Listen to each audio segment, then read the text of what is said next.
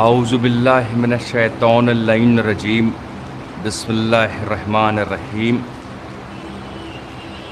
الرحمن علم القرآن خلق الانسان علمہ البیان الشمس والقمر بحسبان والنجم والشجر یسجدان والسماء رفرفعها ووضع الميزان ألا تطغوا في الميزان وأقيموا الوزن بالقسط ولا تخسروا الميزان والأرض وضعها للأنام فيها فاكهة والنخل ذات الأكمام والحب ذو العصف والريحان فبأي آلاء ربكما تكذبان خلق الانسان من صلصال كالفخار وخلق الجان من مارج من نار فبأي آلاء ربكما تكذبان رب المشرقين ورب المغربين فبأي آلاء ربكما تكذبان مرج البحرين يلتقيان بينهما برزخ لا يبغيان فبأي آلاء ربكما تكذبان يخرج منهما اللؤلؤ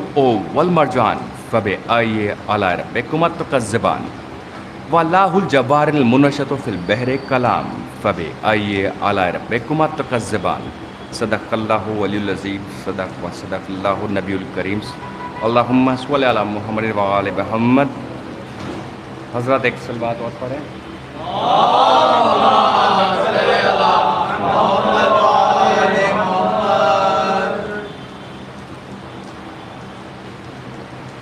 موسم رکھتے اور مختصر سے بس چند اشعار ملاحظہ فرمائیں.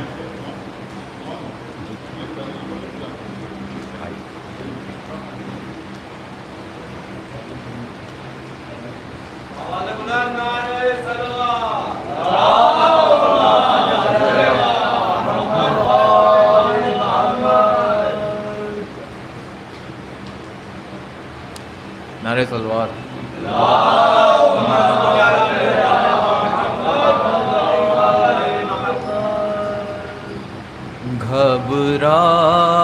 گھبرائے گی زینب، گھبرائے گی زینب، بھیا تمہیں گھر جا کے کہاں پائے گی زینب، گھبرائے گی زینب، گھبرائے گی زینب. نعرہ صلوات.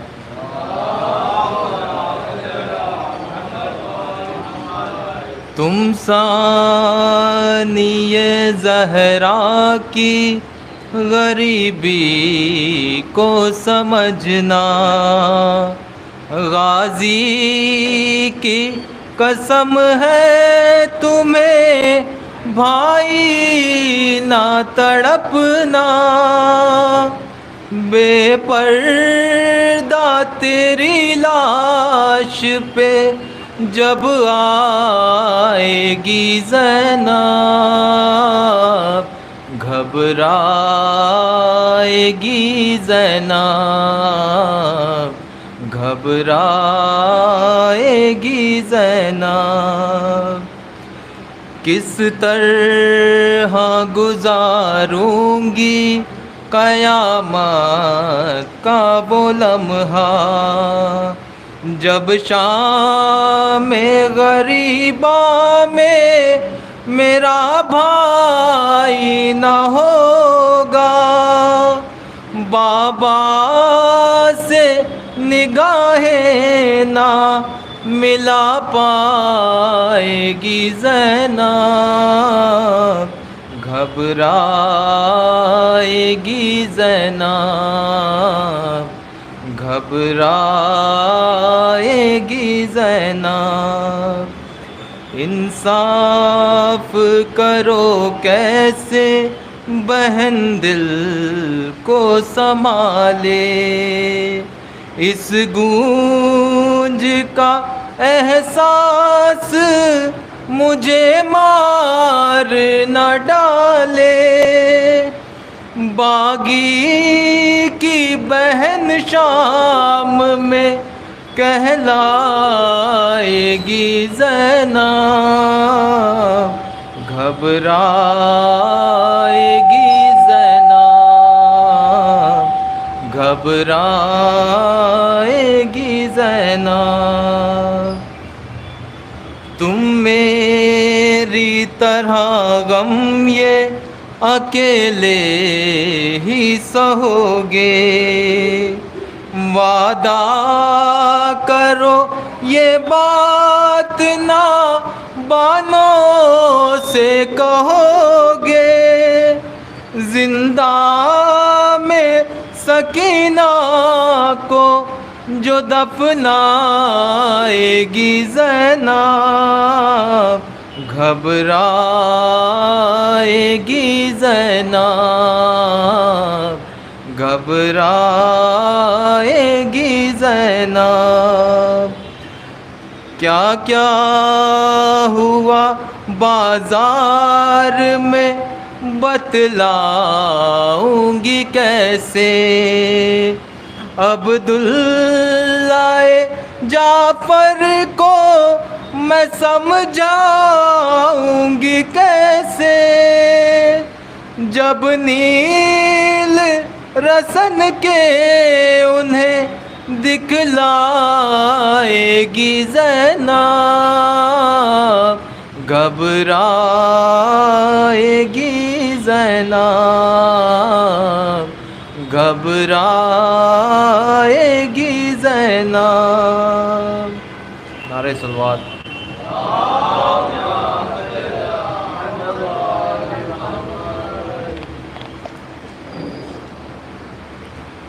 ایک اور صلوات پڑھ دیں حضرات۔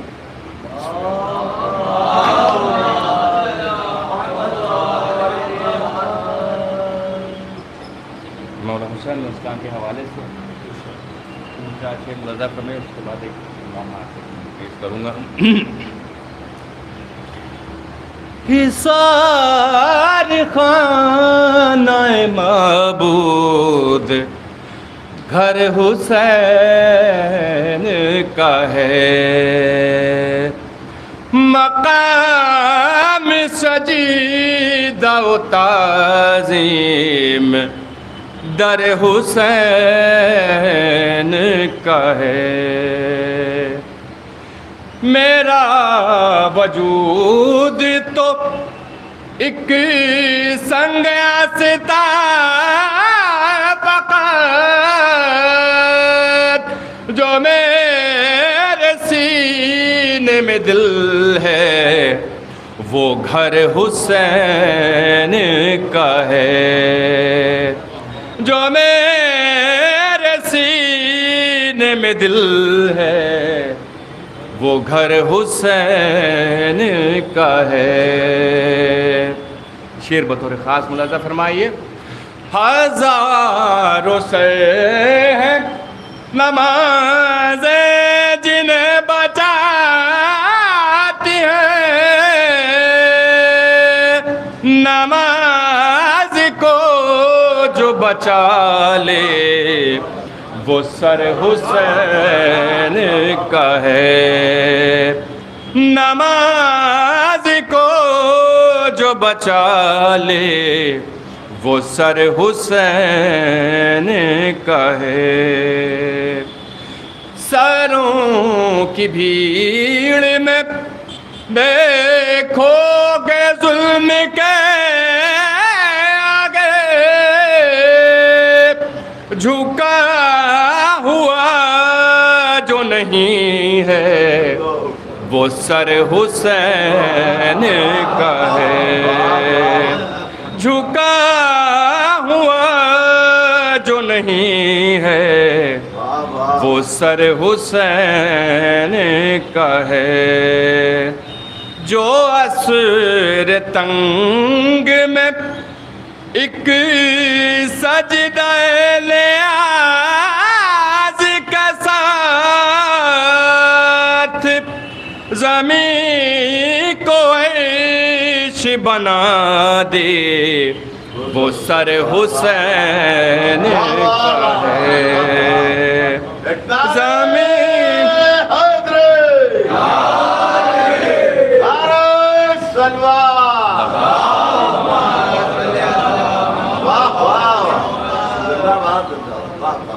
زمین کو عیش بنا دے وہ سر حسین کا ہے یزیدیا جو کہیں منہ چھپائے بیٹھی ہے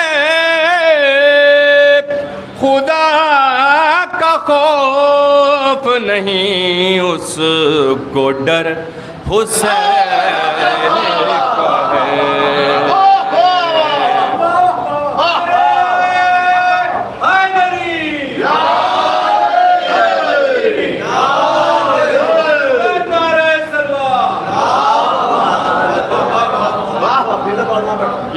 یزیدیا جو کہیں منہ چھپائے بیٹھی ہے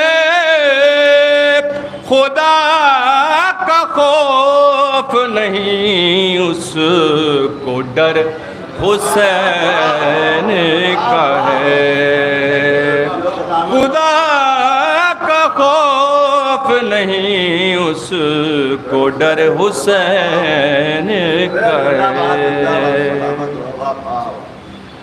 ایک سال بعد پڑھ دیں حضرات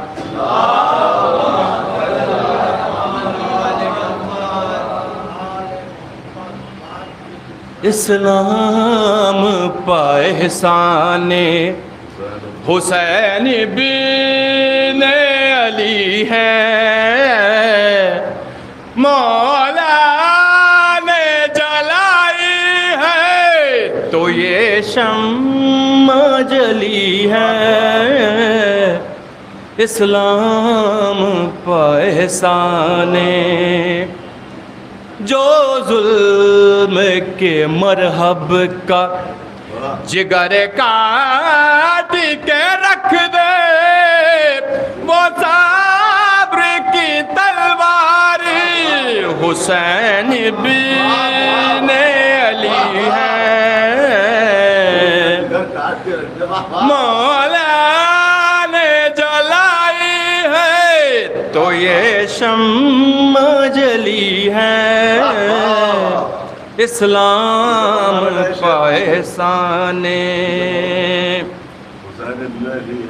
جو ظلم کے مرحب کا جگر کاٹ کے رکھ دے وہ صبر کی تلوار حسین بن علی ہے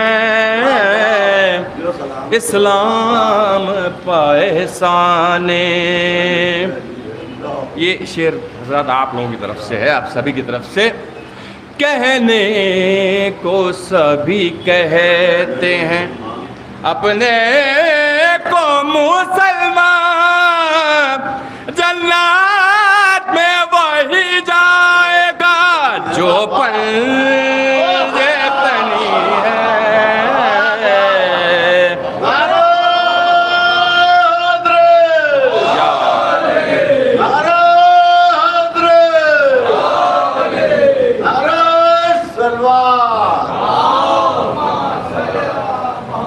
کہنے کو سبھی کہتے ہیں اپنے کو مسلمان جنات میں وہی جائے گا جو پنجے تنی ہے اسلام پائے احسان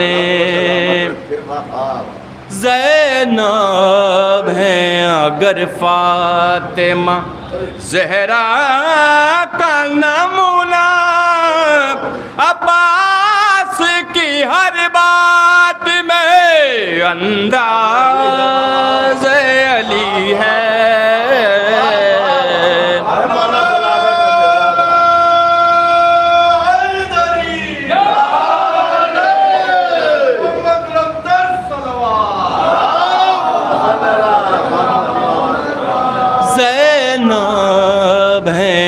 گر فاطمہ زہرا کا نمونہ عباس کی ہر بات میں انداز علی ہے اسلام پائے احسانے ماں بولی کے لے جائی ششمائے مجاہد قربانی اسلام میں گر کوئی کمی ہے اسلام پائے احسانے حسین ابن علی ہے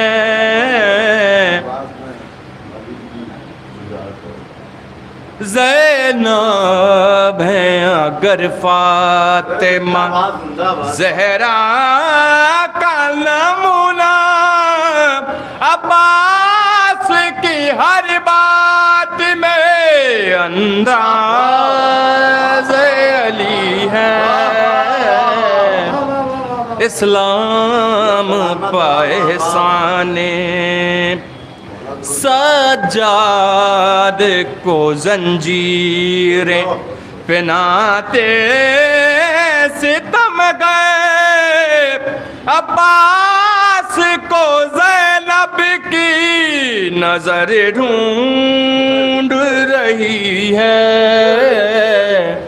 اسلام پہ احسانے اکبر نے آزادی تھی جو روزے صبح عاشور اب تک وہی آوازیں اذاں گونج رہی ہے اسلام پائے احسانے اٹھتا ہے دھواں سینہ دریا سے مسلسل پیاسے حسین آگ زمانے میں لگی ہے اسلام پائے احسانے ہوتے ہیں نہال اپنے کلام اس لیے مقبول ان کو غم شبیر سے تاثیر ملی ہے مولا نے جلائی ہے تو یہ شمع جلی ہے اسلام پر احسانے حسین ابن علی ہے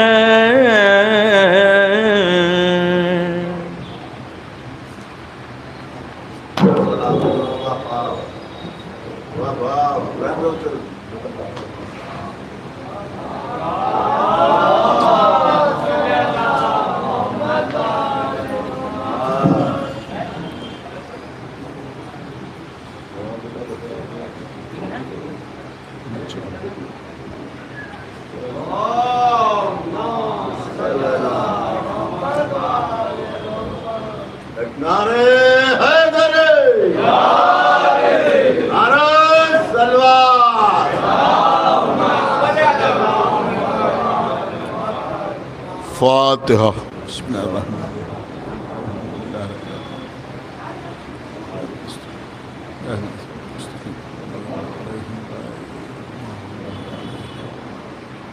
الرحیم اللهم صل على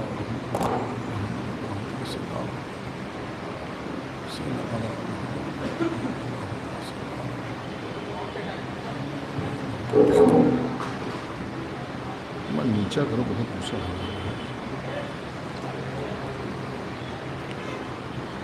اعوذ باللہ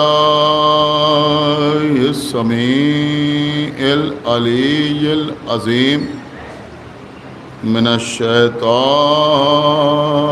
اللعین الرجیم بسم اللہ الرحمن الرحیم الحمد للہ الذی ہدانا لہذا وما كنا لنهتدي لولا أن هدانا الله لقد جاءت رسل ربنا بالحق الصلاة والسلام على صاحب الدين والإسلام والحل والحرام والركن والمقام والصلاة والصيام والسجود والقيام والشريعة والأحكام والحجة والبرهان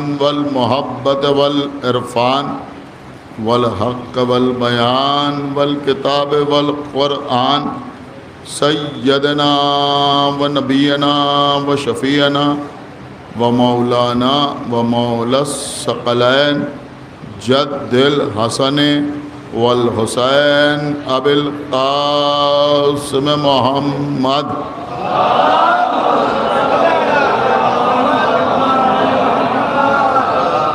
وعلى أهل بيته الطيبين الطاهرين المعصومين المظلومين المنتخبين المنتجبين الذين أذهب الله عنهم الرجس وطهرهم تطهيرا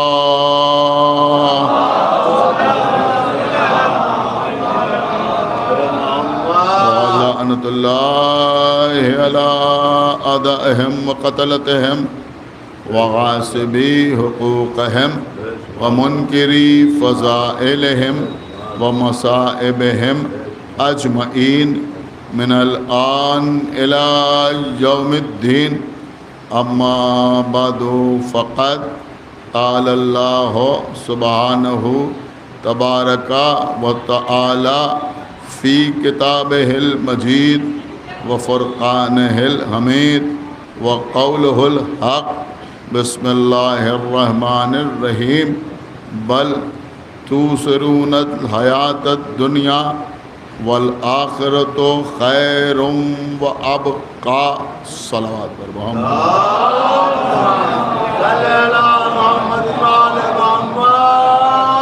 حضرات سورہ مبارکہ اعلیٰ میں ارشاد اقدس الہی ہو رہا ہے کہ حالانکہ تم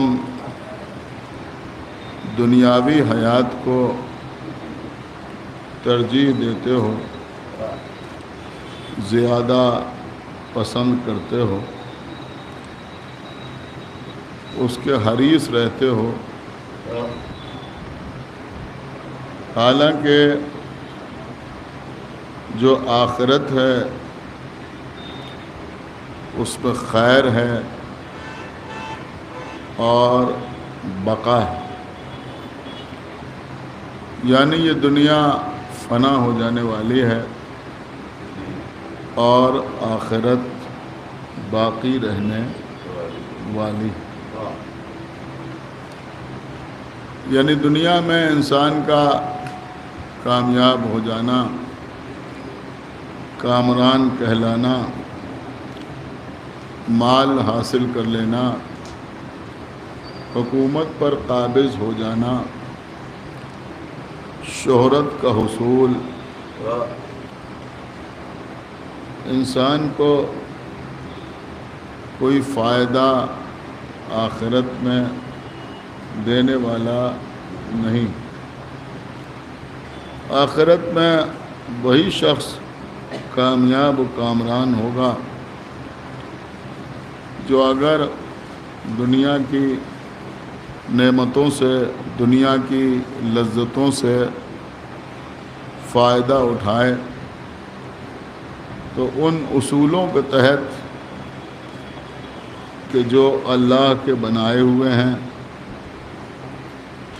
رسول کے لائے ہوئے ہیں اور معصوموں کے سمجھائے ہوئے، ایک صلوات پڑھ دیں محمد۔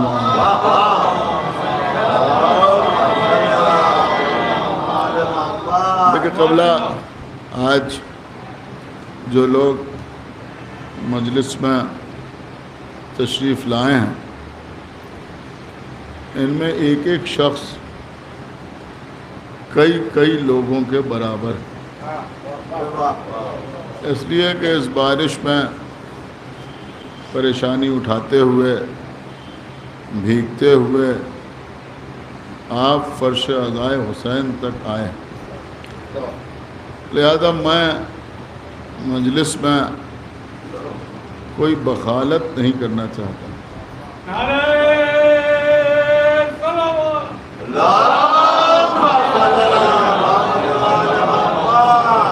لیکن نہ معلوم کتنے اس طرح کے واقعات ہیں جو بیان ہوتے ہیں کہ جو لوگ دنیاوی اعتبار سے بہت کامیاب رہے انہوں نے بھی اپنے آخر وقت میں یہ بات کہی کہ ہم نے دنیا میں تو بہت کامیابی حاصل کی لیکن ہم دنیا سے جا رہے ہیں تو اپنے ساتھ کچھ لے کے نہیں جائیں۔ عزیزوں، کائنات میں ایک ہی گھرانہ ہے جن کے لیے دنیا اور آخرت برابر نظر آتے ہیں۔ ماشاءاللہ بہت سمجھدار مجمع میرے سامنے ہے۔ روز قیامت کا جو منظر بیان ہوا ہے وہ یہ بیان ہوا ہے کہ روز قیامت سوا نیزے پہ آفتاب ہوگا، شدت کی گرمی ہوگی، پیاس کی وجہ سے لوگوں کی زبانیں دہن سے باہر لٹک رہی ہوں گی، حساب و کتاب کا بازار گرم ہوگا، اگر ذرہ برابر خیر کیا ہے تو اس کا بھی حساب ہوگا اور اگر ذرہ برابر شر کیا ہے تو اس کا بھی حساب ہوگا۔ ایک خاص چیز جو قیامت کے سلسلے میں بیان کی جاتی ہے وہ یہ ہے کہ پڑوسی کو نہ پہچانے گا، باپ بیٹے کو نہ پہچانے گا، بیٹا باپ کو نہ پہچانے گا، زوجہ شوہر کی طرف نہ دیکھے گی، شوہر زوجہ کی طرف نہ دیکھے گا، بھائی کو بھائی کی فکر نہ ہو۔ یہ سب سننے کے بعد ایک بات یہ سمجھ میں آتی ہے کہ یہ سارے رشتے، یہ سارے ناطے دنیا تک محدود ہیں۔ قیامت میں نہ کوئی رشتہ باقی رہے گا، نہ کسی ناطے کا کوئی وجود ہوگا۔ بہت توجہ آپ حضرات کی چاہتا ہوں۔ کوئی ہمارا پڑوسی ہے تو دنیا تک، کوئی ہمارا عزیز ہے تو دنیا تک، کوئی ہمارا بھائی ہے تو دنیا تک، آخرت میں کوئی کام آنے والا نہیں۔ پیغمبر اسلام نے جب اعلان رسالت فرمایا، دیکھیے آپ متوجہ رہیں میری طرف، میں نے سوچا تھا کہ آخری مجلس میں یہ بات پڑھوں گا لیکن آج آپ کا خلوص دیکھ کے جی چاہ رہا ہے کہ آج ہی آپ کی خدمت میں عرض کر دوں، اس لیے کہ جو لوگ آ گئے ہیں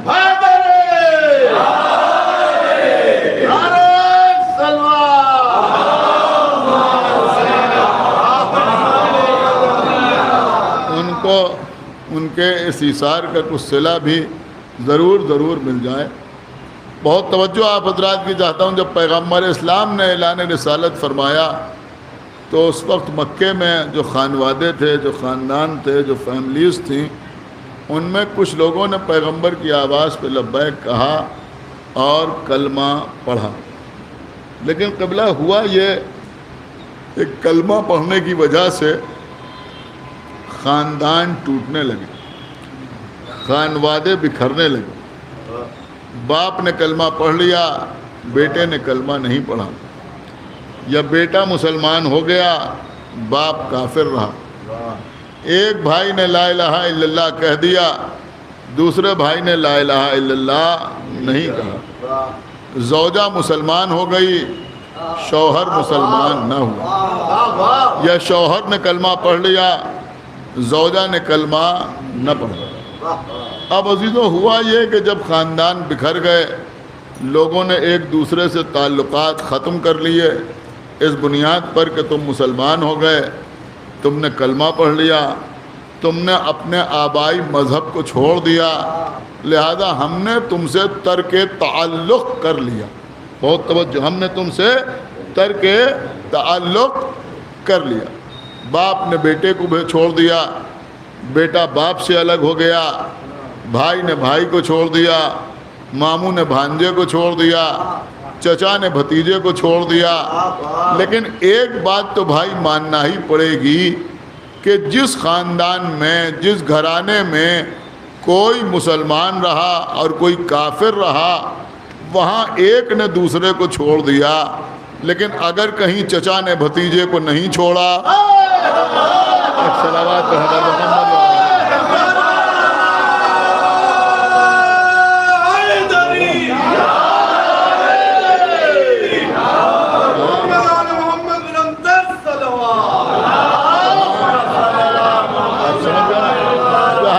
پرابلم پیش نہیں آئی تو پھر ماننا پڑے گا، یقین کرنا پڑے گا کہ وہاں چچا نے بھی کلمہ پڑھا اور بھتیجا بھی مسلمان تھا۔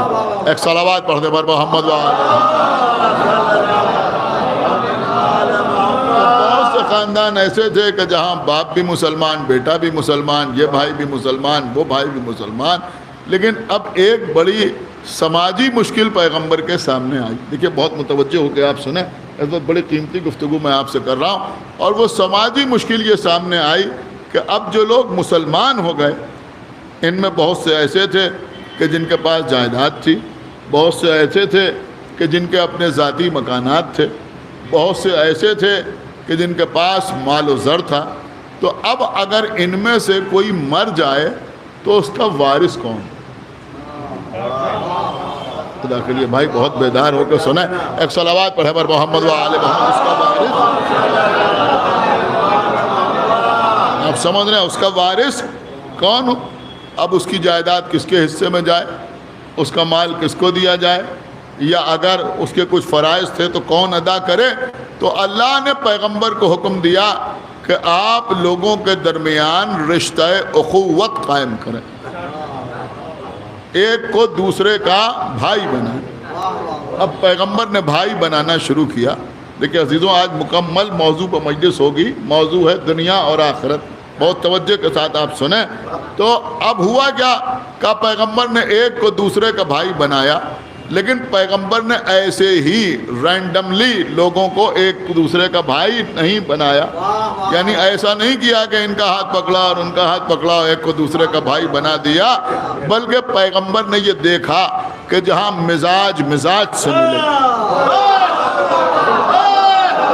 جہاں طبیعت طبیعت سے ملے ہیں، جہاں تینت تینت سے ملے، جہاں حسب حسب سے ملے، جہاں نسب نسب، وہاں پیغمبر نے ایک کو دوسرے کا بھائی بنانا شروع کیا۔ تو پیغمبر نے جب سب کو ایک دوسرے کا بھائی بنا دیا، سب کو ایک دوسرے کا بھائی بنا دیا، تو پھر مولا علی کی طرف متوجہ ہوئے اور متوجہ ہو کے فرمایا کہ یا علی انت اخی، یا علی انت اخی، مطلب کیا ہوا؟ یا علی، اے علی انت اخی، آپ میرے بھائی ہیں، آپ میرے بھائی ہیں۔ اس کے بعد خاموش نہیں ہوئے بلکہ کیا فرمایا؟ یا علی انت اخی فی الدنیا والآخرہ۔ ایک صلوات پڑھ دے بھائی محمد و آل محمد۔ فی الدنیا،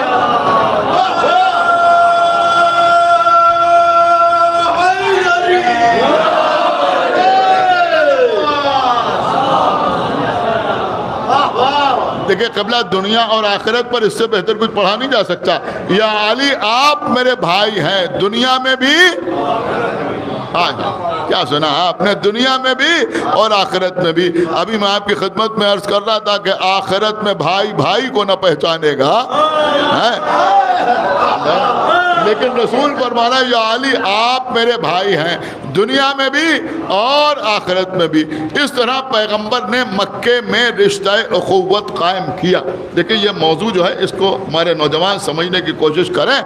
اب کچھ سال بعد پیغمبر اسلام نے مکے سے مدینے کی طرف ہجرت فرمائی, اور جب پیغمبر مکے سے مدینے کی طرف ہجرت کر گئے تو ایسے ہی نہیں گئے, بلکہ اپنے بھائی کو اپنے بستر پر سلا کر گئے. کیوں سلا کے گئے؟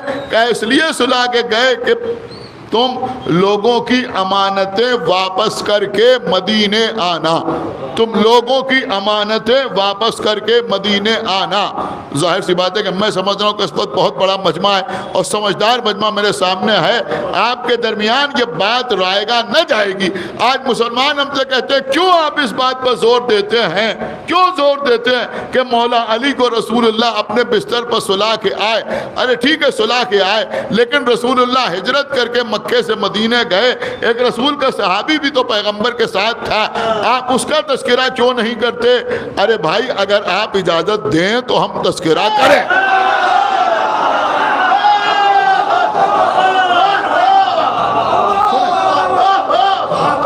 دیکھیں آپ مکمل طور پر متوجہ ہو جائیں. میں سمجھتا ہوں ابھی تک کی سب سے قیمتی بات میں آپ کی خدمت میں عرض کر رہا ہوں. سنیں بھائی, لوگ کہتے ہیں صاحب یہ اگر علی بستر رسول پر سوئے تو اس پہ کون سی بڑی بات ہو گئی؟ آپ اس بات پر اتنا زور کیوں دیتے ہیں؟ اما ذرا سمجھو تو, اگر رسول علی کو بغیر اپنے بستر پر سلائے ہوئے مدینے چلے جاتے تو مورخین پیغمبر کی ہجرت کو فرار لکھتے.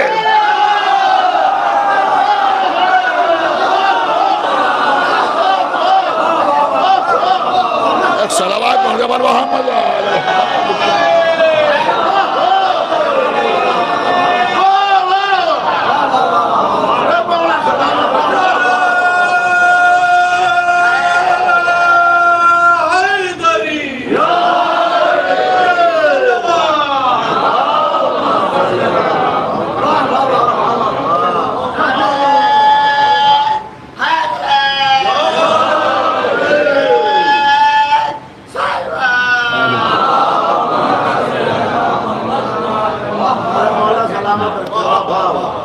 مولا آپ کو سلامت رکھے. اس بارش پہ آپ یہاں تشریف لائے, بہت توجہ آپ حضرات کی چاہتا ہوں. اب پیغمبر مکے سے مدینے پہنچے. اب جب پیغمبر مکے سے مدینے پہنچے تو وہاں حالات بدل گئے. اس لیے حالات بدل گئے کہ اب دو طرح کے مسلمان ہو گئے, کچھ مکی اور کچھ مدنی. کچھ مکی اور کچھ مدنی. جو مکے سے مائگریٹ ہو کے مدینے آئے وہ کہلائے مہاجرین, وہ کہلائے مہاجرین. اور جن لوگوں نے آنے والوں کو پناہ دی وہ کہلائے انصار, وہ کہلائے انصار. پیغمبر آئے مکے سے, بہت توجہ دیکھیے, ظاہر سی بات ہے پیغمبر کا وطن تو وہی تھا مکہ, لیکن مدینے آئے. اب مدینے والوں نے پیغمبر کو پناہ دی تو یہ کیا کہلائے؟ کہ یہ کہلائے انصار. پیغمبر ساری زندگی انصار سے محبت کا اظہار کرتے رہے, ساری زندگی انصار سے محبت کا اظہار کرتے رہے. بہرحال یہ ایک الگ موضوع ہے اور بات کہیں اور چلی جائے گی, میں نے اسے ترک کیا. اب جب پیغمبر مدینے آئے تو اب یہاں اللہ کا حکم آیا کہ وہ جو آپ نے رشتہ اخوت مکے میں قائم کیا تھا وہ ختم ہوا, وہ ختم ہوا. اب نئے سرے سے ایک کو دوسرے کا بھائی بنائیے. کہ آپ کیسے بنائیں؟ کہ آپ اس طرح سے بنائیے کہ ایک مکی کو ایک مدنی کا بھائی بنائیے, ایک مہاجر کو ایک ناصر کا بھائی بنائیے, ایک مہاجرین میں سے چنیے, ایک انصار میں سے چنیے. اب یہ پیغمبر کی نگاہ انتخاب کا معجزہ تھا کہ مکے کی بات تو ٹھیک ہے, رہنے والے ہی مکے کے تھے, سب کے مزاج سے واقف تھے, لیکن مدینے میں تو نئے نئے آئے تھے. لیکن جس مکی کا مزاج جس مدنی جیسا پایا, اللہ اکبر. دیکھیں قبلہ مجلس سب سن رہے ہیں, لوگوں کو معلوم تو ہو کہ ہم رسول کی تعریف کیسے کرتے ہیں. جس مکی کا مزاج جس مدنی جیسا پایا اس کو اس کا بھائی بنایا, جس کا حسب جس کا جیسا پایا. یہ مکی کا حسب, یہ مدنی کا حسب, یہ مکی کا نسب, یہ مدنی کا نسب, یہ مکی کا مزاج, یہ مدنی کا مزاج. تو یہاں بھی جب مزاج سے ملا تو پیغمبر نے رشتہ اخوت قائم کیا, لیکن یہ رشتہ اخوت الگ تھا. یہاں کیا ہے کہ ایک مکی ایک مدنی, ایک مہاجر ایک ناصر. آپ میری بات سمجھ رہے ہیں نا, ایک مکے سے آنے والا ایک مہمان رکھنے والا, یعنی ایک مہمان ایک میزبان. اس طرح پیغمبر نے رشتہ اخوت قائم کیا. لیکن اب جب یہاں بھی پیغمبر سب کو ایک دوسرے کا بھائی بنا چکے, اب یہ سارا مجمع مجھے بتائے کہ ٹیکنیکلی آپ بتائیں مجھے کہ رسول اللہ بھی مہاجرین میں ہے. آپ سمجھ رہے ہیں میری بات؟ رسول اللہ بھی مہاجرین میں ہے اور مولا علی بھی مہاجرین میں ہے, وہ بھی مکے سے آئے ہیں, علی بھی مکے سے آئے ہیں. تو اب اصولاً ہونا تو یہ چاہیے تھا کہ ایک مدنی اپنے لیے چنتے اور ایک مدنی علی کے لیے چنتے اور کہتے یہ مدینے والا میرا بھائی اور یہ مدینے والا علی کا بھائی. کیا سن رہے آپ ہیں؟ یہی تو ہونا چاہیے تھا نا, لیکن رسول نے ایسا نہیں کیا. پھر مولا علی کا ہاتھ پکڑا کہ یا علی انت اخی فی الدنیا والآخرہ.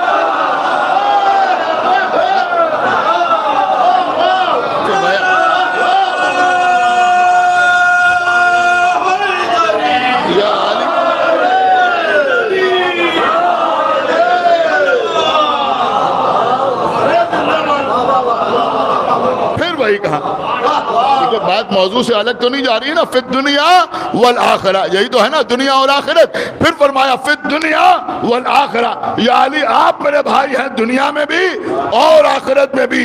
ایک بہت بڑا پیغام اللہ کے رسول نے تمام مسلمانوں کو دے دیا کہ دیکھو چاہے جگہ بدل جائے, زمین بدل جائے, آب و ہوا بدل جائے, سامعین بدل جائے, سننے والا بدل جائے, مجمع بدل جائے, لیکن علی کے سلسلے میں بیان نہ بدلنے با.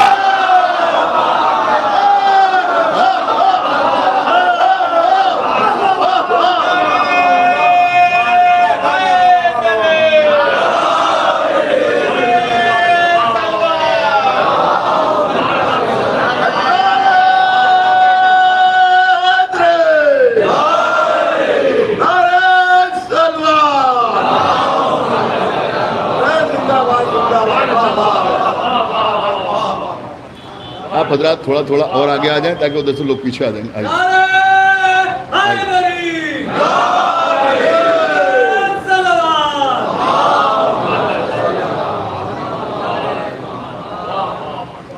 دیکھیے زیادہ دن اگر کسی مکان میں کوئی کرایہ دار رہ جائے تو وہ اپنے کو مالک مکان سمجھنے لگتا ہے.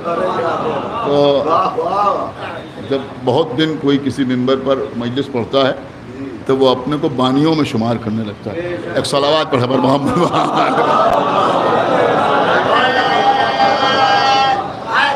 اس لیے میں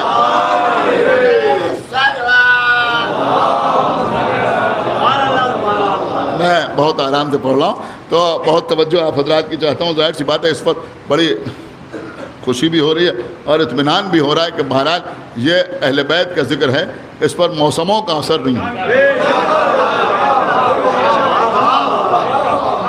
اس پر کلائمیٹ کا کوئی اثر نہیں ہوتا. بہت توجہ آپ حضرات کی چاہتا ہوں. ظاہر سی بات ہے کہ ہم اس کے ماننے والے ہیں کہ جو خلیفہ بلا فصل ہے.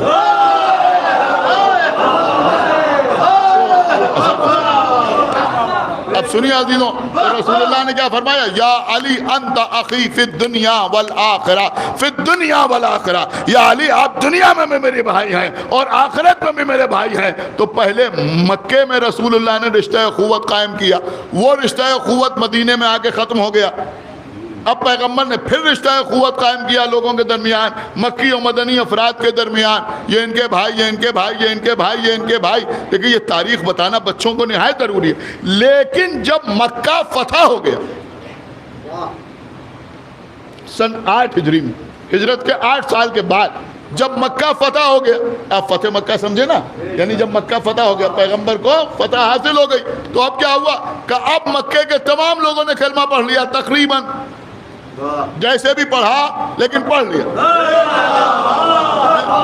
اب جب سب نے کلمہ پڑھ لیا تو ظاہر سی بات ہے کہ جو پہلے سے مسلمان تھے ان کے ابا بھی مسلمان ہو گئے، اور کیجیے گا، باپ مسلمان تھا، اب مکے میں بیٹے نے بھی کلمہ پڑھ لیا، چچا مسلمان تھے، بھتیجے نے بھی کلمہ پڑھ لیا، ماموں پہلے پڑھ چکے تھے، فتح مکہ کے بعد بھانجے نے بھی پڑھ لیا، پہلے نانا مسلمان ہو چکے تھے، اب نانا نواسے نے بھی کلمہ پڑھ لیا۔ تو اب جب سب مسلمان ہو گئے تو اب جس وجہ سے یہ رشتہ اخوت قائم کیا گیا تھا اب اس کی کوئی ضرورت نہیں رہی۔ اسلام جو ہے، میں نے پہلے دن آپ کی خدمت میں عرض کیا تھا، بڑا پریکٹیکل مذہب ہے، تو یہ رشتہ اخوت قائم اس لیے کیا گیا تھا کہ بھئی وراثت کے معاملات سامنے نہ آئیں، لیکن اب جب اصل رشتہ دار سب کے سب نے کلمہ پڑھ لیا تو اب اللہ کا حکم آیا کہ اب وہ جو رشتہ اخوت قائم کیا گیا تھا وہ ختم ہو گیا۔ اب ٹھیک ہے سارے مومنین آپس میں بھائی بھائی ہیں، یہ الگ بات ہے، لیکن اب وہ رشتہ اخوت قائم جو کیا گیا تھا وہ ختم ہو گیا، اب اس کی بنیاد پر وراثت نہیں بٹے گی، اس لیے کہ اب تو اصلی وارث مل گئے ہیں، اب وہ بات ختم ہو گئی جو پہلے ایک کو دوسرے کا بھائی اس لیے بنایا گیا تھا کہ یہ مر جائیں تو ان کی وراثت ان کو مل جائے، یہ گزر جائے تو ان کا مکان ان کو مل جائے۔ اب کیونکہ اصلی وارث سامنے آ گئے اور سب نے کلمہ پڑھ لیا اور سب بظاہر ایک ہو گئے، لہذا اب وہ رشتہ اخوت ختم کر دیا گیا، وہ سارا رشتہ اخوت ختم کر دیا گیا۔ لیکن مولا علی کے لیے رسول نے فرمایا کہ انت اخی فی الدنیا والآخرہ، سنایا کہ نہیں سنایا؟ فی الدنیا والآخرہ، یعنی نبی نے بتایا کہ دیکھو سارے رشتے ختم ہو سکتے ہیں لیکن میرا اور علی کا رشتہ ختم نہیں ہو سکتا، میرا اور علی کا رشتہ ختم نہیں ہو سکتا۔ ارے بھیا اسی حدیث کو سن کے ہماری سمجھ میں آیا اذان ہو، اقامت ہو، کلمہ ہو، اگر محمد الرسول اللہ کہا جائے تو علی الولی اللہ۔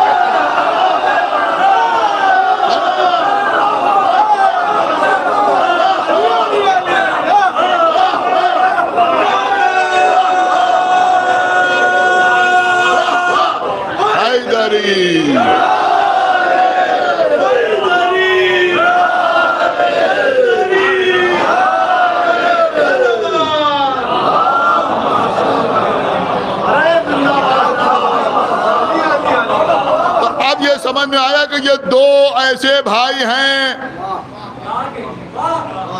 جو دنیا میں بھی بھائی ہیں اور آخرت میں بھی بھائی ہیں، دنیا میں بھی بھائی ہیں اور آخرت میں بھی بھائی ہیں۔ می سمجھا دی اپنی طرف سے نہیں پڑھ رہا ہے، بلکہ رسول اللہ نے جب یہ حدیث پڑھی یا علی انت اخی فی الدنیا والآخرہ، تو قرآن کی یہ آیت بھی پڑھی کہ اخوان علی سرر متقابلین، یہ قرآن کی آیت ہے جس میں اللہ نے جنت کا یہ منظر بیان کیا ہے کہ جنت میں دو بھائی آمنے سامنے تختوں پر خوش و خرم بیٹھے ہوئے ہوں گے۔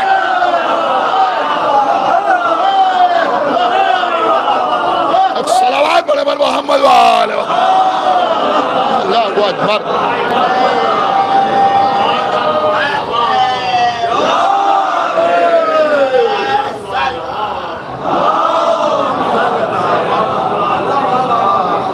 دیکھیں اب جتنی آپ کو داد دینا اتنی داد دیجیے گا، جتنے نعرے لگانا اتنے نعرے لگائیے گا۔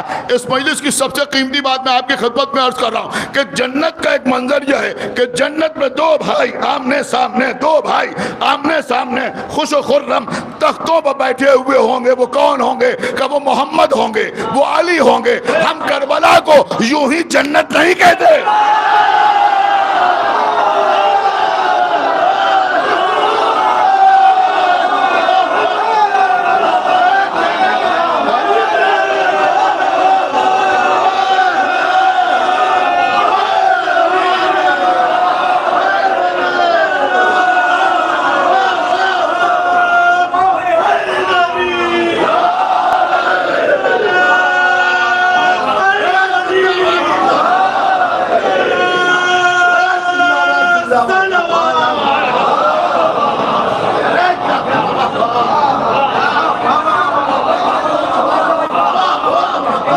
کو سلامت رکھے کہ جب ہم کربلا جاتے ہیں بین الحرمین کھڑے ہوتے ہیں، ایک طرف ایک بھائی، دوسرے طرف دوسرا بھائی، ایک صلوات پڑھے پر محمد وآل محمد۔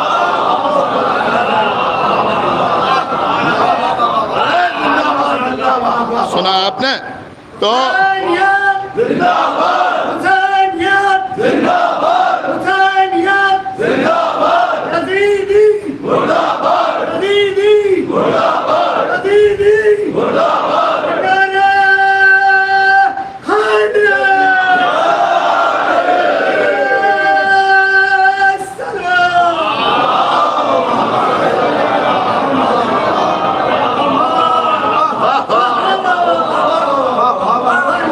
بس آج یہی سن لیجئے، فی الدنیا والآخرہ،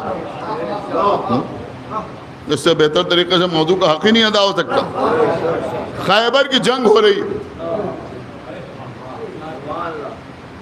جنگ خیبر ہو رہی، 39 دن تک لوگ جاتے رہے، آتے رہے، جاتے رہے، آتے رہے، جاتے رہے، آتے رہے۔ جتنی تیزی سے جاتے تھے اس سے زیادہ تیزی سے واپس آتے۔ اور کاش یہ سمجھدار مجمع میرا اشارہ سمجھ لے کہ جب لشکر جاتا تھا تو سردار سب سے آگے ہوتا تھا، اور جب واپس ہوتا تھا تب بھی سردار سب سے آگے ہوتا تھا۔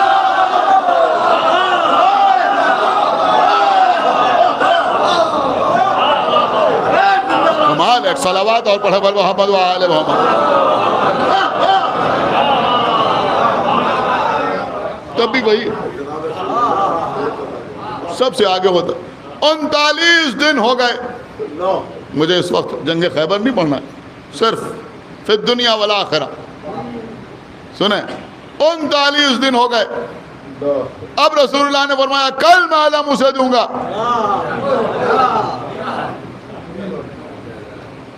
جو مرد ہوگا۔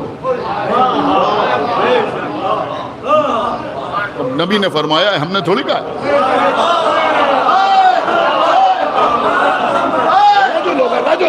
مرد ہوگا،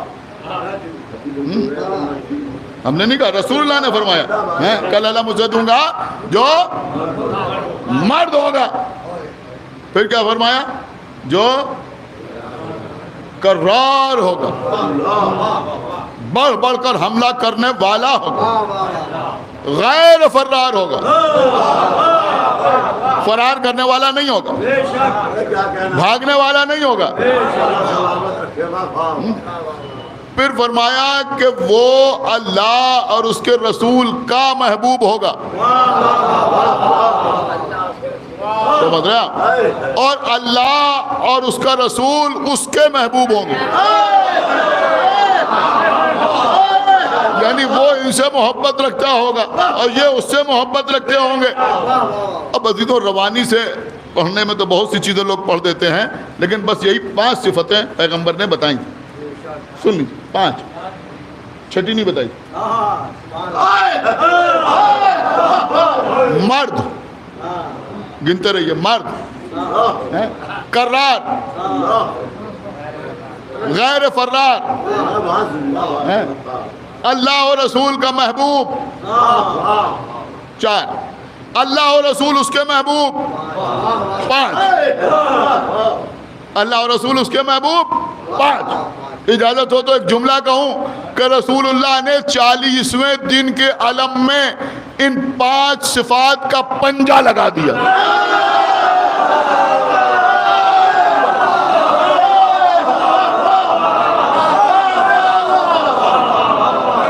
سن رہے ہیں آپ ہیں؟ اما لوگ ہم سے پوچھتے ہیں آپ علم اٹھا رہے ہیں، یہ پنجہ کہاں سے لے آئے؟ وہیں سے لے آئے جہاں سے تم بھاگ گئے تھے۔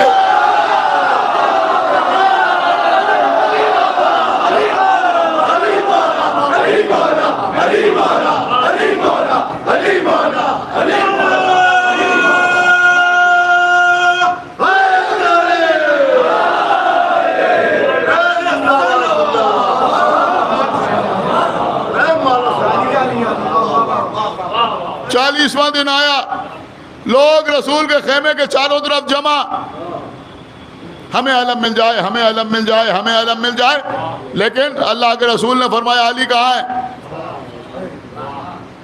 کسی نے کہا وہ تو آشوب چشمہ مبتلا ہے،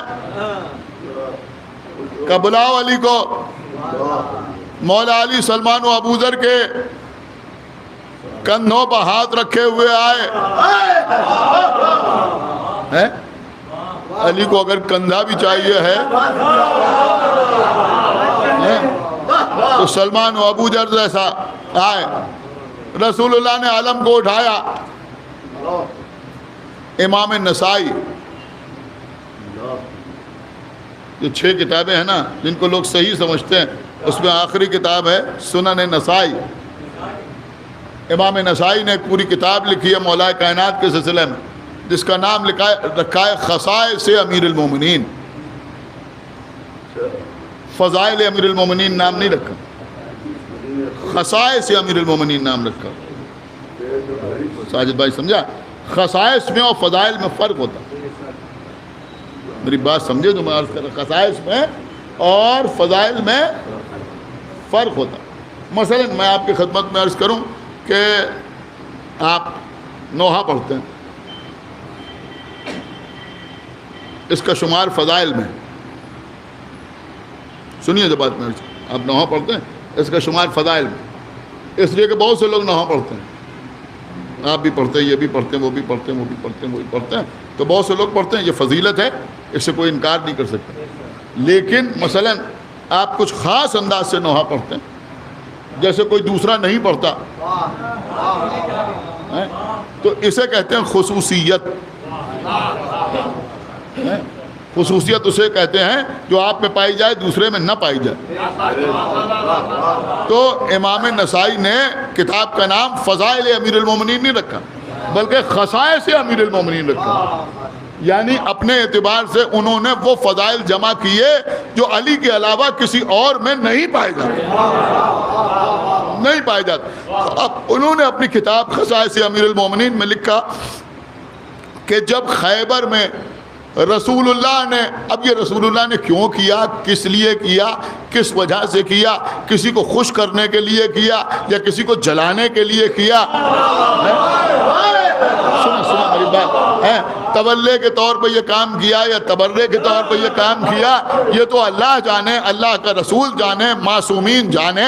لیکن امام نسائی نے لکھا، بس جیسے لکھا ہے ویسے ہی میں آپ کی خدمت میں عرض کر رہا ہوں۔ انہوں نے لکھا کہ رسول اللہ نے علم کو اٹھایا اور اٹھانے کے بعد صحابہ کے سامنے پہلے 3 بار اسے لہرایا،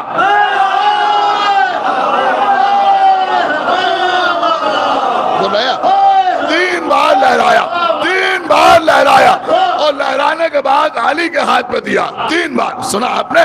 3 بار پہلے لہرایا اور اس کے بعد علی کے ہاتھ پہ دیا، اور علی کے ہاتھ پہ علم دینے کے بعد فرمایا یا علی انت صاحب الرایا۔ کیا مطلب ہوا؟ یا علی آپ علمدار ہیں، یا علی آپ علمدار ہیں، اور پھر فرمایا فی الدنیا والآخرہ۔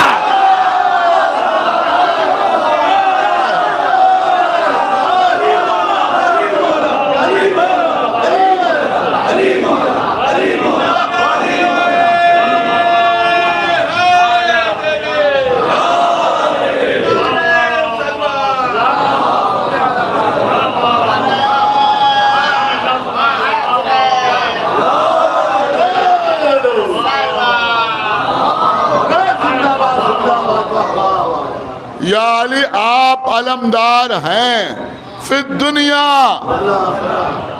والآخرہ، فی الدنیا والآخرہ۔ لوگ یہی علم دیکھ کے پریشان ہیں، ارے یہ شیعہ علم اٹھاتے ہیں، پریشان نہ ہو، اس علم سے آخرت میں بھی پیچھا نہیں چھوٹنے والا۔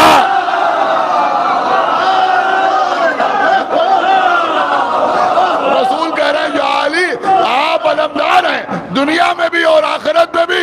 اس کا مطلب یہ ہوا آخرت میں بھی علم ہوگا نا، اور وہ علم بھی کسی ایرے غیرے کے ہاتھ میں نہیں ہوگا، وہ علم بھی علی ہی کے ہاتھ میں ہوگا۔ تو ایک تو قبلہ یہ ہے فی الدنیا والآخرہ. اب ایک آپ اپنے لیے سن لیجئے. بھری ہوئی مسجد ہے, اللہ کے رسول ہیں, یا علی انت وشیعتک ہم الفائزون فی الدنیا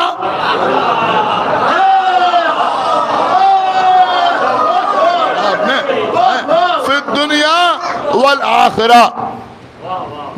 یا علی, آپ اور آپ کے شیعہ کامیاب ہیں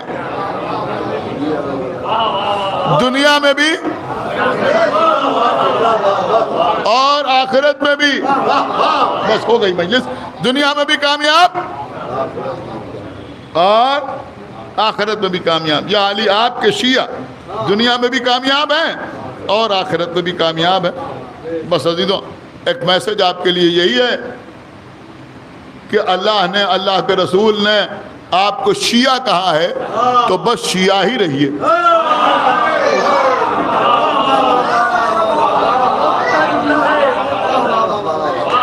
دیکھیں بات بہت دور تک جا رہی ہے.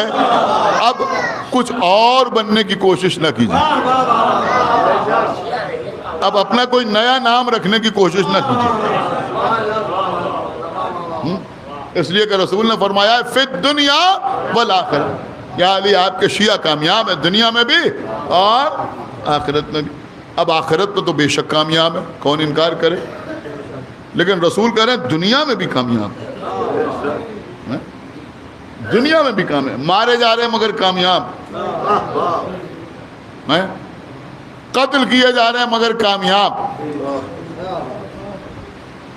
گھر لوٹے جا رہے ہیں مگر کامیاب.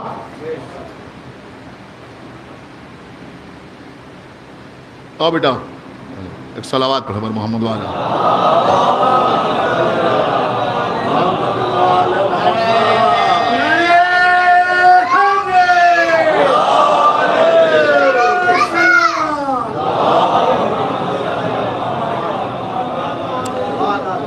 یہ ہمارے دوست شیر کرناٹک مولانا مقداد عبدی صاحب کے صاحبزادے ہیں. ایک صلوات پڑھے پر محمد ماشاءاللہ بچپن ہی میں بہترین خطیب ہیں, بہترین مجلس پڑھتے ہیں. خدا بند عالم انہیں سلامت رکھے اور ترقی عطا کرے. تو ایک اعلان بھی یاد ہے, کہاں مجھے سے آتے ہیں جی, اچھا حضرات, یہ اندرا مارکیٹ میں پہلی سفر سے 9 سفر تک شب میں 8 بجے رات کے 10 پہلی سفر سے 9 سفر تک شب میں 10 بجے اندرا مارکیٹ میں مہیلا کالج کے سامنے مجالس کا سلسلہ جاری رہے گا. اور ان مجالس میں عباس متقی جدی سلمہ خطاب فرمائیں گے. آپ حضرات سے گزارش ہے کہ اس میں شرکت فرمائیں. ایک صلوات پڑھے پر محمد.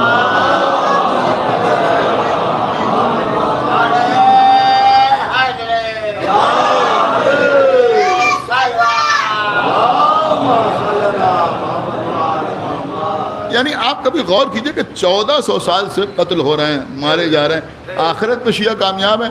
یہ تو بتانے کی اور سمجھانے کی اور ثابت کرنے کی ضرورت ہی نہیں.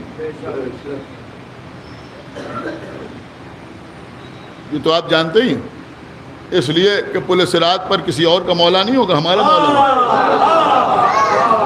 تو آخرت میں ہم نہیں کامیاب ہوں گے تو کون کامیاب ہوگا؟ اصل مسئلہ جو ہے وہ دنیا کا ہے کہ دنیا میں کیسے کامیاب ہے شیعہ. لیکن اب ہم تو کہہ نہیں رہے ہیں, رسول کہہ رہے ہیں کہ دنیا میں کامیاب ہے. باقی تو لوگ یہی بتایا کرتے ہیں آپ کو کہ شیعہ ایسے وہ ایسے وہ ایسے وہ ایسے اور وہ ایسے ایسے. زیادہ تر لوگ یہی بات کیا کرتے ہیں, لیکن تھوڑا سا پازیٹیو ہونے کی بھی ضرورت ہے. میری بات کو سمجھیں. میں ایک چھوٹی سی بات آپ کی خدمت میں عرض کروں. یہ جو لوگ کہتے ہیں صاحب اپنی قوم میں یہ کمی ہے, یہ کمی ہے, یہ کمی ہے, یہ کمی ہے, یہ کمی ہے, اما 1000 کمیاں ہیں. میں بڑی قیمتی بات آپ کی خدمت میں عرض کر رہا ہوں, لیکن اتنی خوبیاں ہیں جن کا آپ شمار نہیں کر سکتے.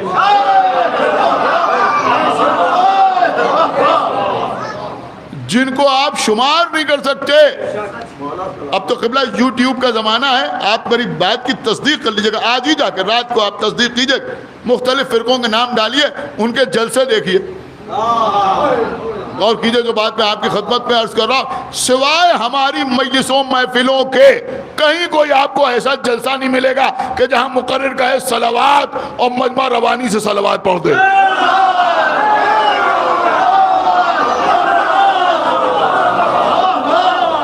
ایک صلوات اور پڑھ دے بل محمد وآل محمد۔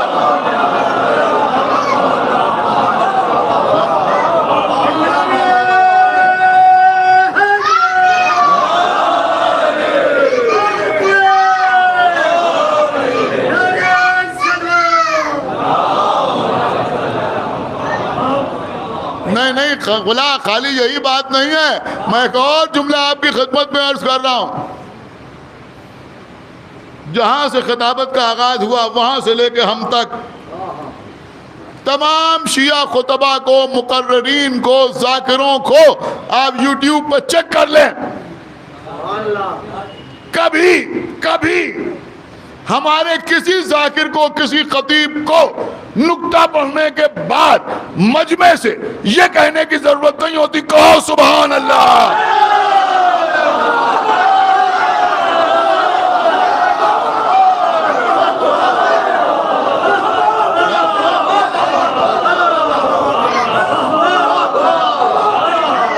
ایک صلوات پڑھے بر محمد وآل محمد۔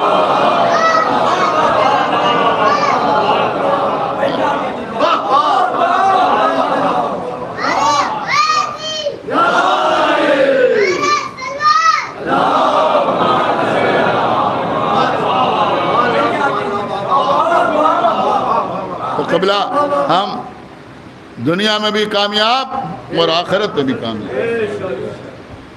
یہ ادائے حسین دنیا میں بھی ہماری کامیابی کی دلیل ہے اور آخرت میں بھی ہماری کامیابی کی دلیل ہے۔ اب ظاہر سی بات ہے کہ جب عزادار کامیاب ہیں تو جس کی عزاداری کر رہے ہیں یہ جو لوگ پڑھ دیتے ہیں کہ امام حسین باطنی طور پہ کامیاب ہوئے، ظاہری طور پر وہ کامیاب ہو گیا، یا پھر اس طرح کی باتیں جو لوگ پڑھتے ہیں۔ یزید مورچہ جیتا ہے جنگ ہارا ہے، نہ وہ مورچہ جیتا نہ جنگ جیتا، نہ وہ ظاہری طور پہ کامیاب ہوا نہ باطنی طور پہ کامیاب ہوا۔ آپ یوں سمجھیے کہ یزید کے نام کے ساتھ کامیابی کے لفظ کا استعمال حرام ہے۔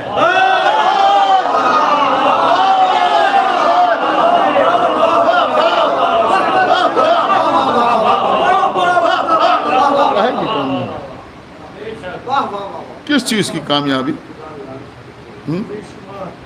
کامیابی کسی کو قتل کرنے سے نہیں ملتی،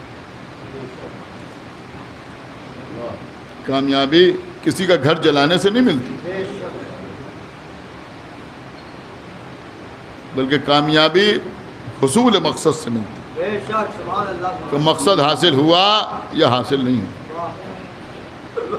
اب یزید نے جو لشکر بھیجا تھا اس کا مقصد کیا تھا، اور آقا حسین جو کربلا میں آئے تھے ان کا مقصد کیا تھا؟ کہ وہ لشکر اس لیے آیا تھا کہ حسین سے بیعت لے لی جائے۔ آپ سمجھے مطلب کیا تھا؟ حسین سے بیعت لے لی جائے۔ دیکھیں اس سے بہتر کوئی تشریحی جملہ ہو نہیں سکتا جو میں آپ کی خدمت میں عرض کر رہا ہوں کہ یزید چاہتا تھا کہ حسین سے بیعت لے لی جائے۔ میں بچوں کو سمجھانے کے لیے عرض کر رہا ہوں کہ وہ چاہتا تھا کہ قصر اسلام کو محمد کے گھرانے سے خرید لیا جائے۔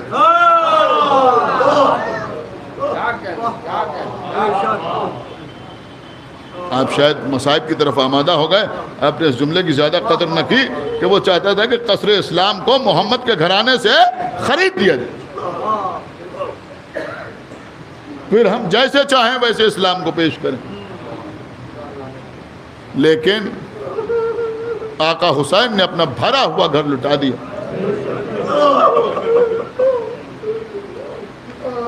مگر قصر اسلام پر یزید کا قبضہ تو کیا, وہ قصر اسلام میں داخل بھی نہ ہو سکے.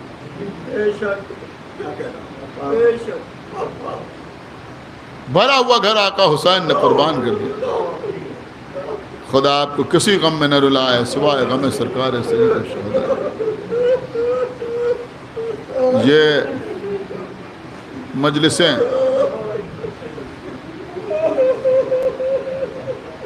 میں نے غالباً 4-5 سال پہلے یہاں پر یہ بات پڑھی تھی. اس وقت جی چاہ رہا ہے کہ آپ کے سامنے پھر سے دہرا دوں کہ جب لٹا ہوا قافلہ مدینے واپس آیا تو لوگ امام زین العابدین کی خدمت میں آتے تھے. امام ان کے سامنے کربلا کے مصائب بیان کرتے تھے, وہ روتے تھے, گریا کرتے تھے, آنسو بہاتے تھے. امام سے سن سن کے کچھ اور لوگوں نے دیگر افراد کے سامنے یہ مصائب بیان کرنا شروع کیے. جو مقرر تھے انہوں نے اپنی تقریروں میں بیان کیا, اور جو شعراء تھے انہوں نے ان واقعات کو نظم کی. اس طرح سے یہ ذاکری اور مرثیہ گوئی وجود میں آئی.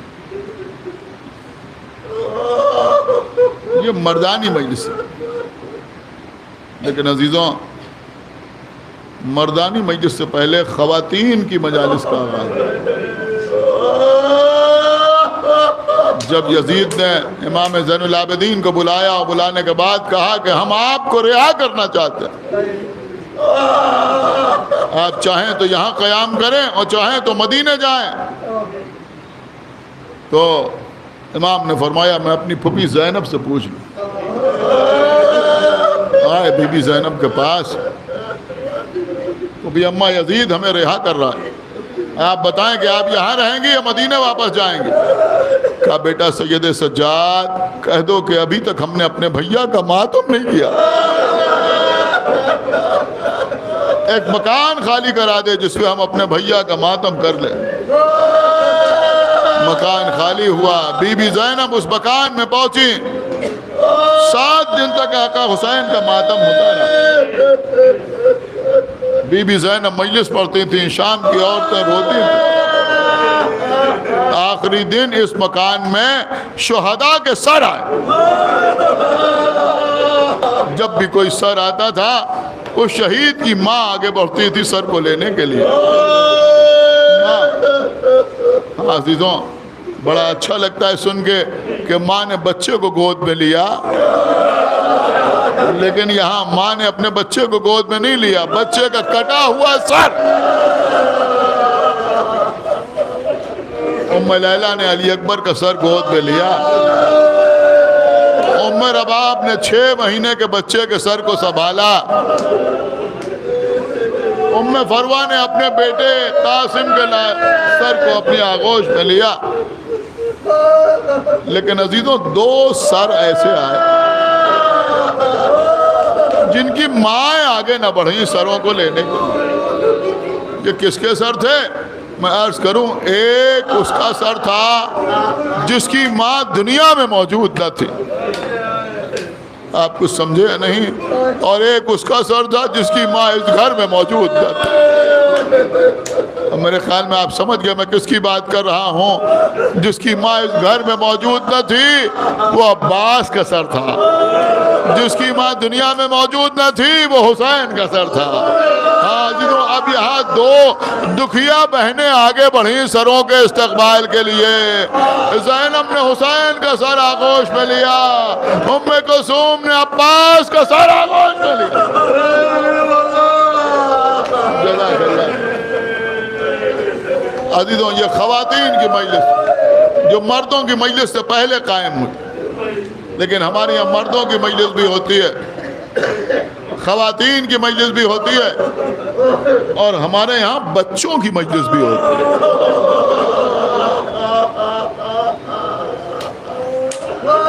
ہمارے گھر کے چھوٹے چھوٹے بچے اپنے جیب خرچ سے کچھ پیسے بچاتے ہیں, تبرک لے کے آتے ہیں, مجلس کا اہتمام کرتے ہیں. اللہ سلامت رکھے آپ کے بچوں کو. یہ وہ بچے ہیں جو پیسے خرچ کر کے غم خریدتے ہیں.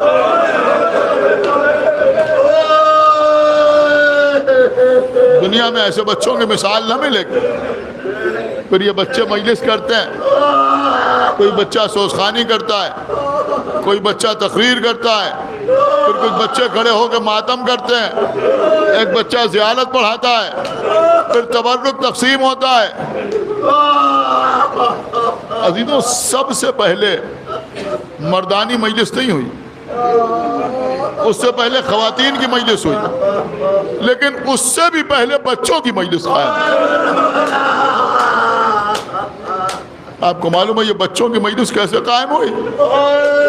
جب شام کے زندان میں شام ہوتی تھی تو حسین کی بیٹی سکینہ یتیمہ زندان کے دروازے کے قریب آتی تھی, دروازے کی سلاخوں کو پکڑ کے کھڑی ہوتی تھی. دمشق کے چھوٹے چھوٹے بچے پہلے دور سے دیکھتے تھے, پھر ایک دوسرے کو دکھاتے تھے, وہ دیکھو وہ بچی ہے جو قید خانے میں رہتی ہے. پھر دھیرے دھیرے وہ بچے قریب آنے لگے, زندان کے دروازے کے قریب آئے. کچھ دن کے بعد وہ بچے بی بی سکینہ سے گفتگو کرنے لگے. وہ گفتگو کیا ہوتی تھی؟ چھوٹے چھوٹے سوالات. اے بی بی, تم قید خانے میں کیوں رہتی ہو؟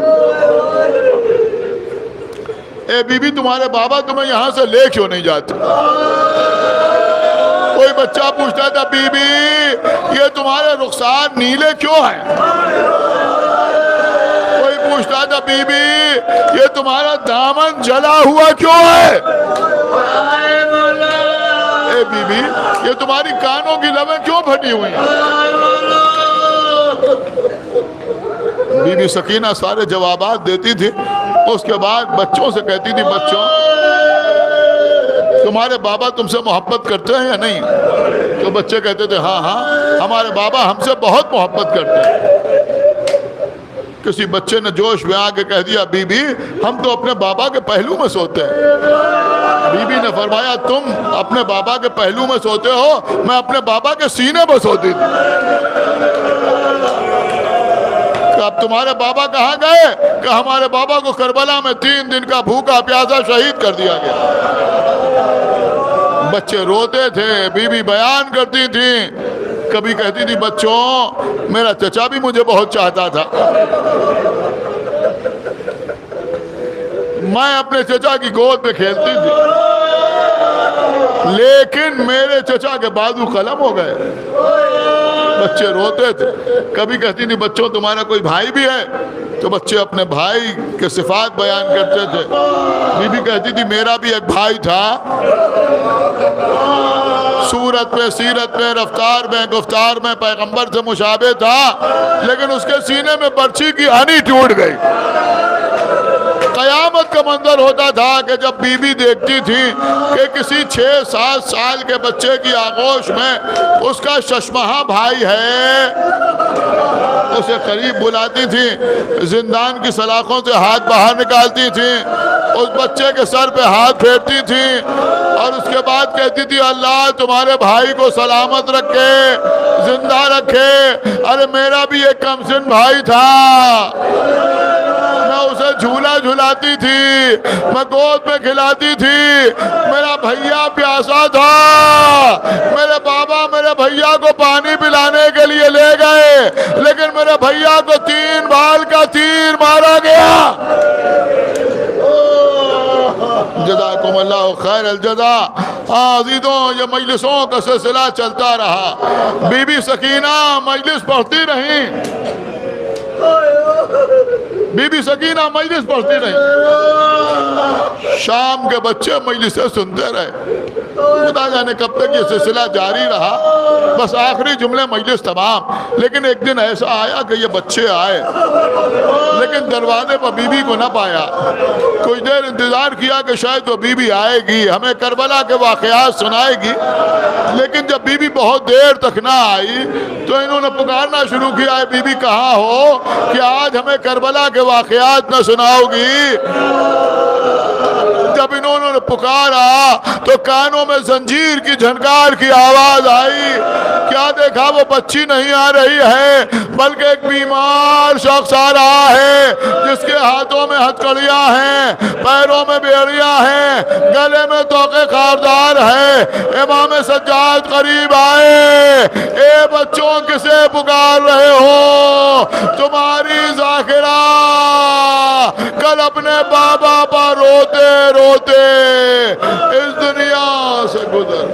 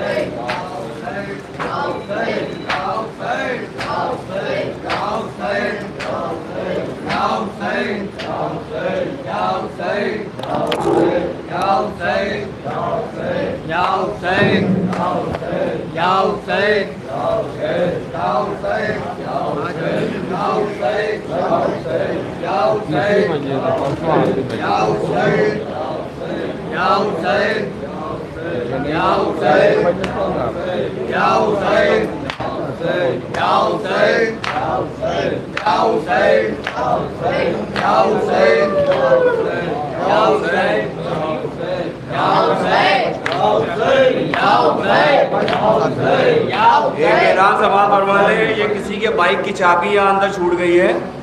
یہ جس حضرات کی وہ اندر ممبر کے پاس آ کے لے لیں.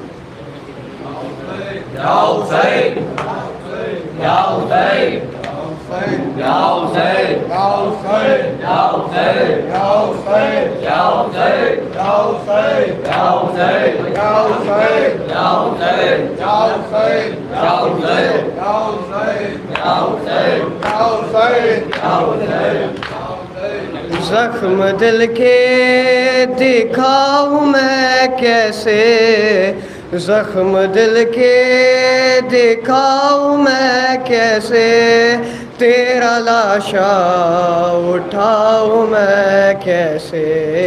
اکبر میرا سحر والا اکبر, اکبر میرا سحر والا اکبر, اکبر میرا سحر والا اکبر, میرا سحر والا اکبر. زخم دل کے دکھاؤں میں کیسے, تم دل کے دکھاؤں میں کیسے, تیرا لاشا اٹھاؤں میں کیسے.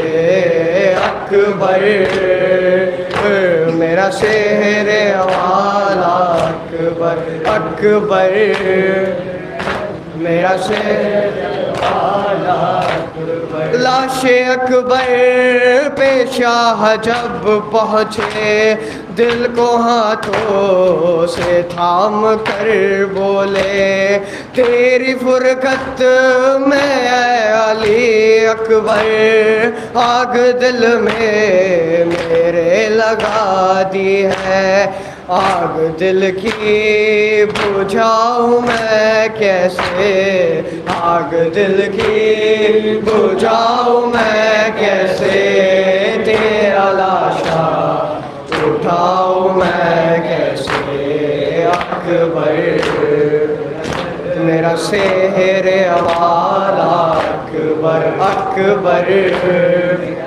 میرا والا اکبر اکبر میرا سحر والا تو ہے کڑیل جوان ہے بیٹا باپ تیرا ضعیف ہے کتنا نور آنکھوں کا ہو گیا رخصت مجھ کو آتا نظر نہیں خیمہ لے کے خیموں میں جاؤں میں کیسے لے کے خیموں میں جاؤں میں کیسے تیرا لاشا اٹھاؤں میں کیسے اکبر میرا سحر والا اکبر اکبر میرا سحر والا اکبر میرا سحر والا اکبر جس نے 18 سال پالا تھا کیسے دیکھے گی وہ تیرا لاشا تیری شادی کا تھا جسے ارماں کیسے جھیلے گی وہ تیرا صدمہ تیری ماں کو بتاؤں میں کیسے تیری ماں کو بتاؤں میں کیسے تیرا لاشا اٹھاؤں میں کیسے اکبر میرا سحر والا اکبر اکبر میرا سحر والا اکبر اکبر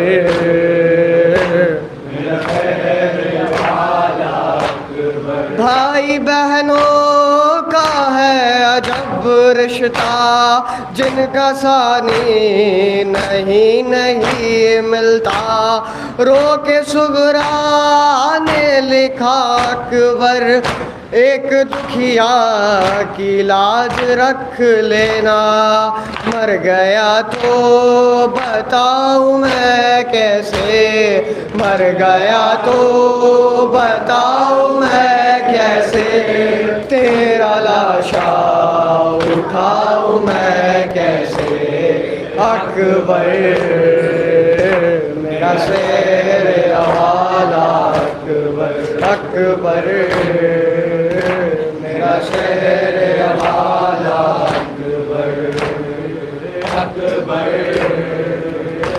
میرا سحر والا اکبر جس نے 18 سال پالا تھا کیسے دیکھے گی وہ تیرا لاشا تیری شادی کا تھا جسے ارماں کیسے جھیلے گی وہ تیرا صدمہ تیری ماں کو بتاؤں میں کیسے تیری ماں کو بتاؤں میں کیسے تیرا لاشا اٹھاؤں میں کیسے اکبر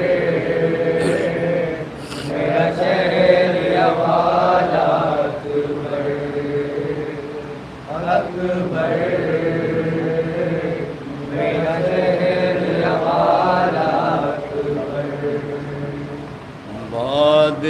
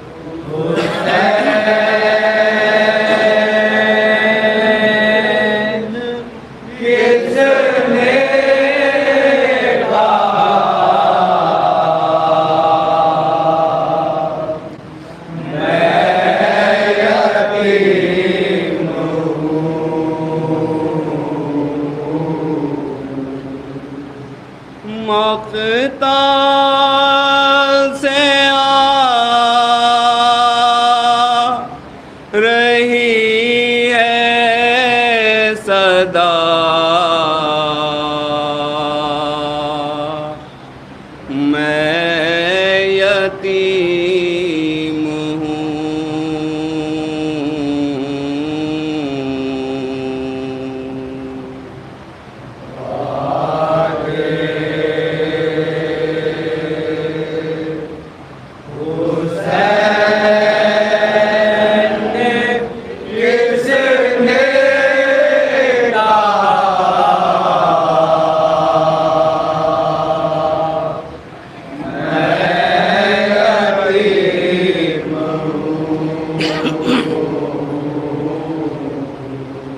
رو کر کہا سکینہ نے لاش حسین پر رو کر کہا سکینہ نے لاش حسین پر اب جا کے یہ یقین میں یتیم ہوں آگے حسین کس نے کہا میں یتیم ہوں جو ہے وہ ظلم کرتا ہے مجبور جان کا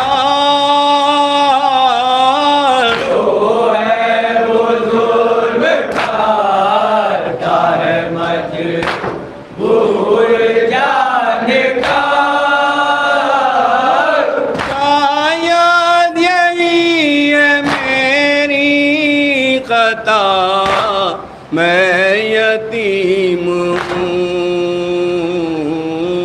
آگے حسین کس نے کہا میں یتیم ہوں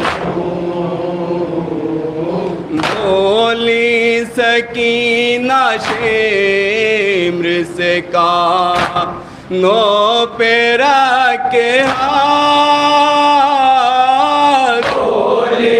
سکینہ شمر سے کہا نو پہ رکھ کے گوہر نہ چھین میرے خدا میں یتیم ہوں آگے حسین کس نے کہا میں یتیم دامن پھٹا ہوا ہے گرے بان چاک ہے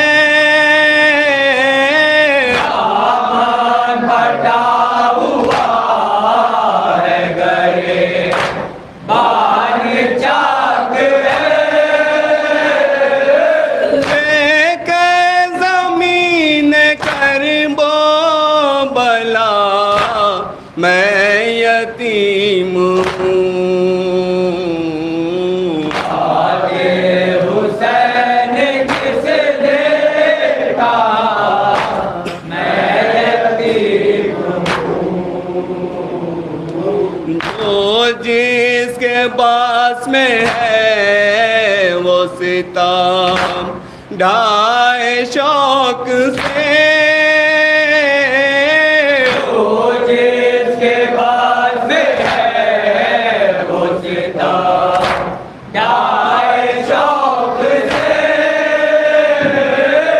اب کیا کروں کسی سے گلا میں یتیم ہوں آگے حسین کس نے کہا میں یتیم ہوں پھر دیکھتی ہوں کون تماچے لگائے گا پھر دیکھتی ہوں کون تماچے لگائے گا منہ سے کوئی کہہ دے یتیم ہوں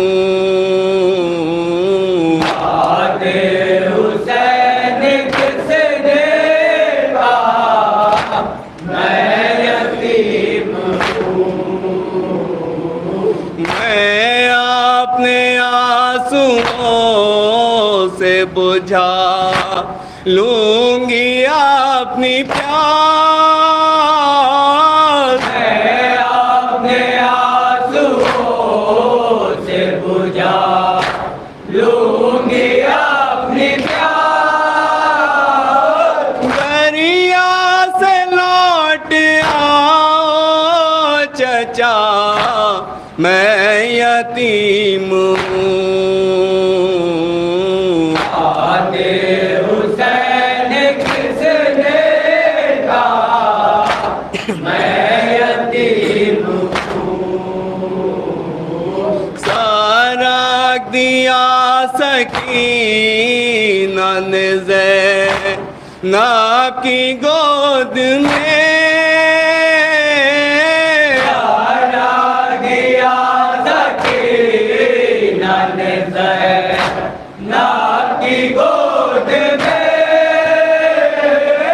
رکھنا پھوپھی خیال میرا میں یتیم ہوں یاد حسین کس نے کہا میں یتیم ذکر سکینہ آتے ہی دل کا پٹا سرو سکینہ تیری دل کا بوٹا سرو جیسے کسی نے مجھ سے کہا میں یتیم ہوں یاد حسین کس نے کہا میں یتیم